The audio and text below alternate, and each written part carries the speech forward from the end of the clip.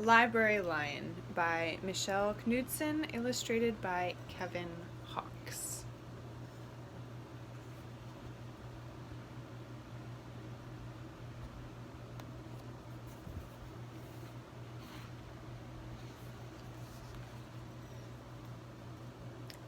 One day, a lion came to the library. He walked right past the circulation desk and up into the stacks.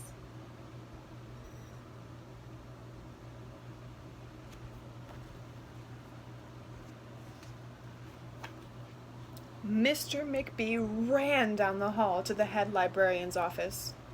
"Miss Merriweather," he called. "No running," said Miss Merriweather without looking up. "But there's a lion," said Mr. McBee, "in the library." "Is he breaking any rules?" asked Miss Merriweather. She was very particular about rule breaking. "Well, no," said Mr. McBee. "Not really." "Then leave him be."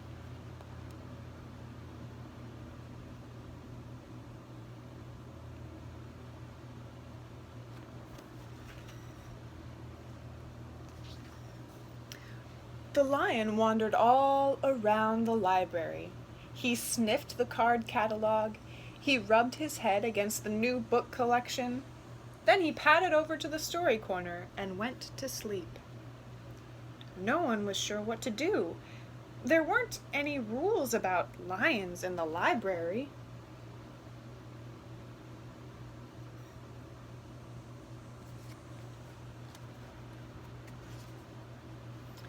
Soon it was time for story hour.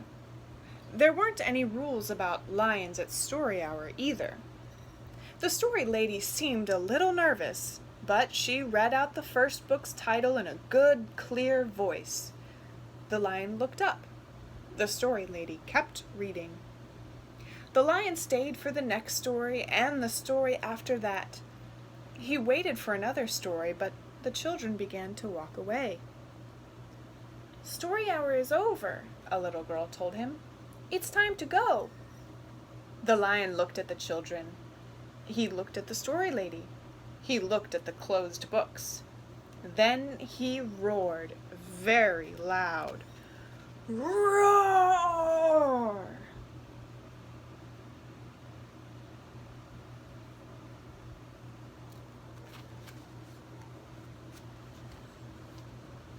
Miss Merriweather came striding out of her office. "Who is making that noise?" she demanded. "It's the lion," said Mr. McBee. Miss Merriweather marched over to the lion. "If you cannot be quiet, you will have to leave," she said in a stern voice. "Those are the rules." The lion kept roaring. He sounded sad. The little girl tugged on Miss Merriweather's dress. "If he promises to be quiet, can he come back for story hour tomorrow?" she asked. The lion stopped roaring. He looked at Miss Merriweather. Miss Merriweather looked back. Then she said, "Yes, a nice, quiet lion would certainly be allowed to come back for story hour tomorrow." "Hooray!" said the children.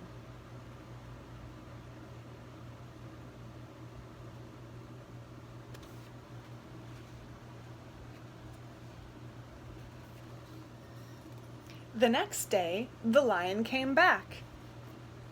"You are early," said Miss Merriweather.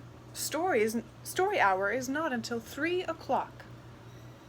The lion did not budge. "Very well," said Miss Merriweather. "You might as well make yourself useful." She sent him off to dust the encyclopedias until it was time for story hour. The next day, the lion came early again. This time, Miss Merriweather asked him to lick all the envelopes for the overdue notices.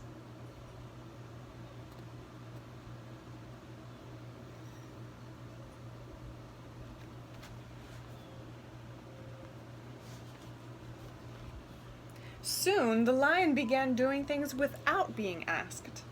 He dusted the encyclopedias, he licked the envelopes, He let small children stand on his back to reach books on the highest shelves. Then he curled up in the story corner to wait for story hour to begin.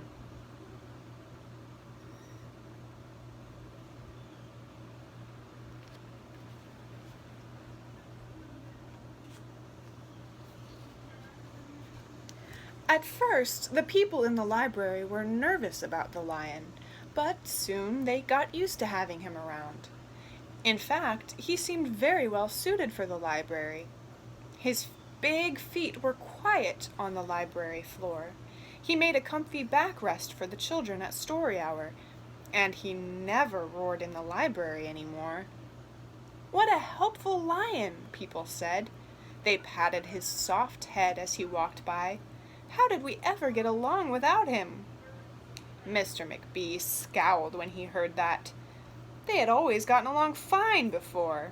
No lions were needed. Lions, he thought, could not understand the rules. They did not belong in the library.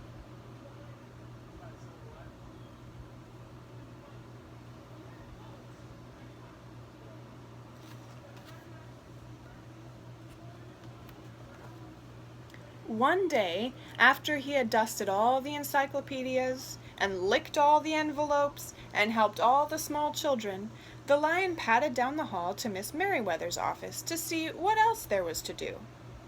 There was still some time left before story hour. "Hello, Lion," said Miss Merriweather. "I know something you can do. You can bring a book back into the stacks for me. Let me just get it down from the shelf." Miss Merriweather stepped up onto the step stool. The book was just out of reach. Miss Merriweather stood on her toes. She stretched out her fingers. "Almost there," she said. Then Miss Merriweather stretched a little too far.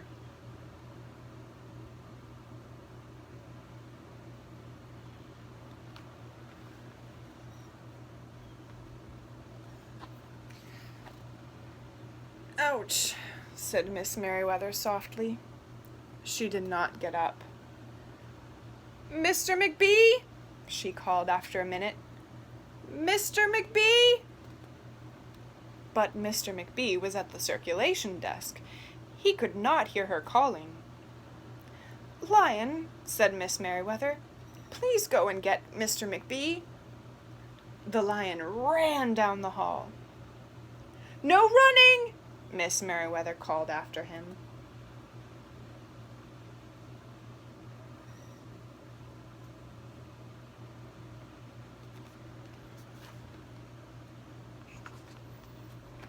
The lion put his big front paws up on the circulation desk and looked at Mr. McBee. "Go away, Lion," said Mr. McBee. "I'm busy." The lion whined. He pointed his nose down the hall toward Miss Merriweather's office. Mr. McBee ignored him. Finally, the lion did the only thing he could think of to do. He looked Mr. McBee right in the eye, then he opened his mouth very wide, and he roared the loudest roar he had ever roared in his life. Roar!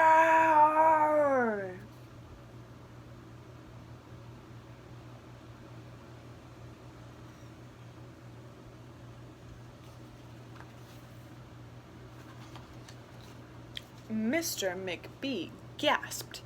"You're not being quiet," he said to the lion. "You're breaking the rules." Mr. McBee walked down the hall as fast as he could. The lion did not follow him. He had broken the rules. He knew what that meant. He hung his head and walked toward the doors. Mr. McBee did not notice. "Miss Merriweather," he called as he walked. "Miss Merriweather, the lion broke the rules. The lion broke the rules."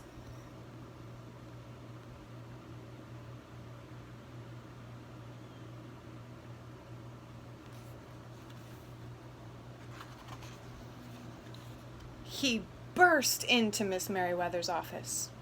She was not in her chair. "Miss Merriweather?" he asked. Sometimes, said Miss Merriweather from the floor behind her desk, there is a good reason to break the rules, even in the library. Now please go call a doctor. I think I've broken my arm. Mr. McBee ran to call a doctor. No running, Miss Merriweather called after him.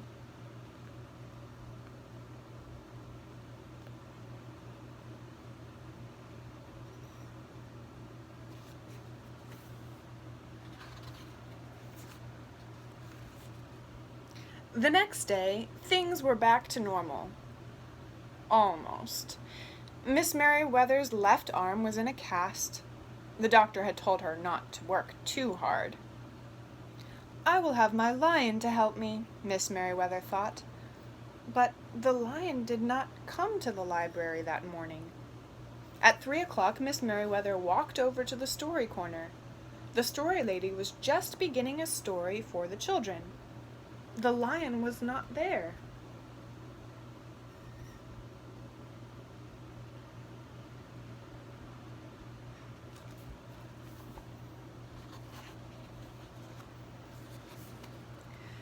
People in the library kept looking up from their books and computer screens, hoping they would see a familiar furry face.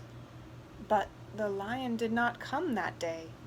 The lion did not come the next day either, or the day after that.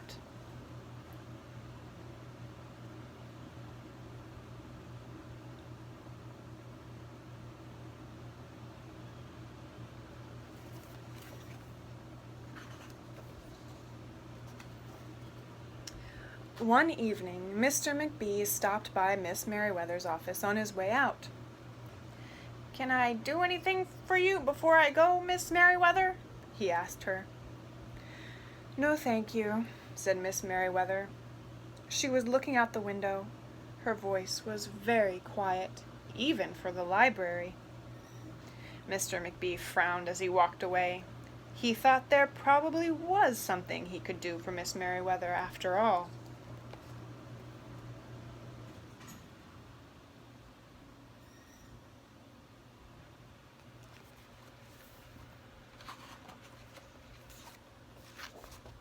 Mr. McBee left the library, but he did not go home.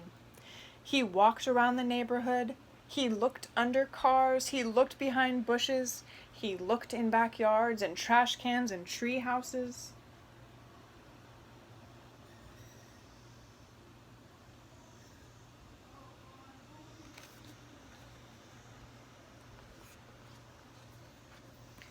Finally, he circled all the way back to the library. The lion was sitting outside, looking in through the glass doors. Hello, lion, said Mr. McBee. The lion did not turn around.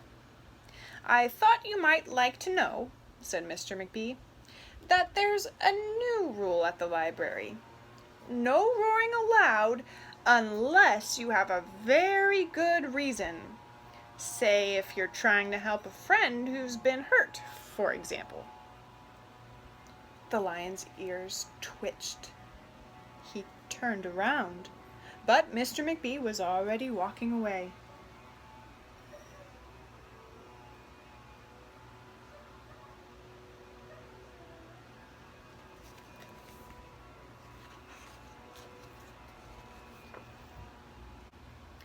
The next day, Mr. McBee walked down the hall to Miss Merriweather's office. What is it, Mr. McBee? Asked Miss Merriweather in her new, sad, quiet voice. I thought you might like to know, said Mr. McBee, that there's a lion in the library. Miss Merriweather jumped up from her chair and ran down the hall. Mr. McBee smiled. No running, he called after her. Miss Merriweather didn't listen.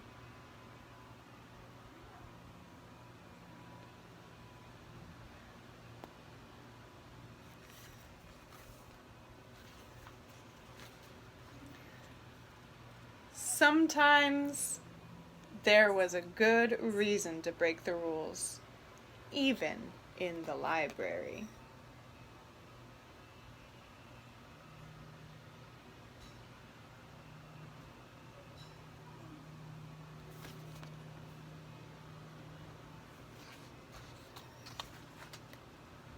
The end.